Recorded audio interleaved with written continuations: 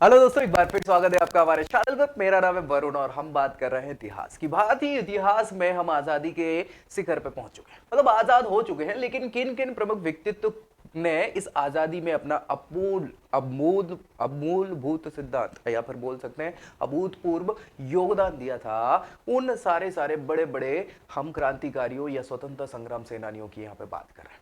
तो इसी श्रृंखला में हम बात करने वाले, पीछे आप देख पा रहे होंगे, अशफाक उल्लाह खां साहब के।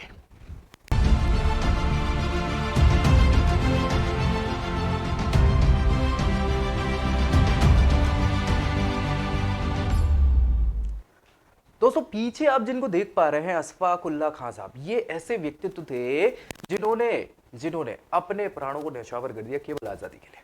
यार, क्रांतिकारी व्यक्तियों में अगर आप नाम लेंगे तो भगत सिंह, सुखदेव, राजगुरु, आजाद साहब, विश्वविल साहब, इन सभी के बाद आपको नाम मिलेगा किसका? अशफाक उल्लाह खां साहब का। भाई, ऐसे व्यक्ति थे जो हमेशा हमेशा से देखो गांधी जी की अहिंसावादी नीति के विरोधी थे। क्यों? उनका मानना ये था कि जब अंग्रेज लोग क्या कर रहे हैं, उन्होंने भाई लड़ाई झगड़ा करके ही तो क्या किया है, शासन चालू किया है। तो भाई हम लोग अहिंसा के दम पे काम कैसे कर सकते हैं? और काकोरी कांड, जो ट्रेन लूटी गई थी अंग्रेजों की, उस काकोरी कांड में बिल्कुल प्रमुख व्यक्ति थे ये ट्रेन लूटने वाली उस घटना में। बिस्मिल साहब के तो बहुत अच्छे मित्र हुआ करते थे, तो भाई दोनों ने मिलकर ये प्लान बनाया था और उसको एग्जीक्यूट किया था, और भाई ट्रेन लूटी भी थी। बाद में फिर इनको पकड़ लिया गया था और भाई वो उन्हीं सारे दोषियों के साथ इनको फांसी की सजा दे दी गई थी 1927 में। चलिए बात कर लेते हैं।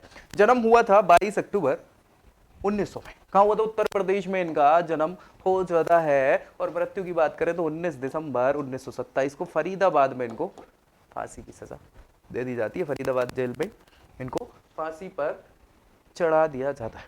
भारत देश की स्वतंत्रता के लिए अपने प्राणों की आहुति देने वाले अशफाक उल्लाह खां साहब एक निर्भय थे, साहसी और प्रमुख स्वतंत्रता संग्राम सेनानियों में से इनकी एक नाम मिल जाता है। उर्दू भाषा के ये बहुत बड़े कवि हुआ करते थे भाई, मतलब शेर व शायरी तो उस समय ये मान के चलिए, चाहे बिस्मिल साहब, चाहे अशफाक उल्लाह खां साहब हो, इन लोग यार मतलब क्रांतिकारी होने वाला, बम से, विस्फोट से, बंदूकों से इनसे खेल रहे हैं, उसके बाद भी चेहरे पे क्या ही मुस्कान। जब समय मिलता था बढ़िया शेरो शायरी में, और शेरो शायरी भी ऐसी नहीं, देश प्रेम वाली शेरो शायरी, है ना। तो ये सारी चीजें इनकी रही। काकोरी कांड में अशफाक उल्लाह खां साहब का प्रमुख चेहरा रहा था। और 22 अक्टूबर 1900 को उत्तर प्रदेश में जन्म हमने देख ही लिया था, हुआ था। क्रांतिकारी विचारधारा के कारण अशफाक उल्लाह खां साहब महात्मा गांधी की सोच के बिल्कुल उल्टा कार्य करते थे। मतलब अहिंसावादी सोच गांधी जी की थी, इनने कहा नहीं भैया, अहिंसा से नहीं, हम क्रांति से जीत के दिखाएंगे। और भाई करा भी।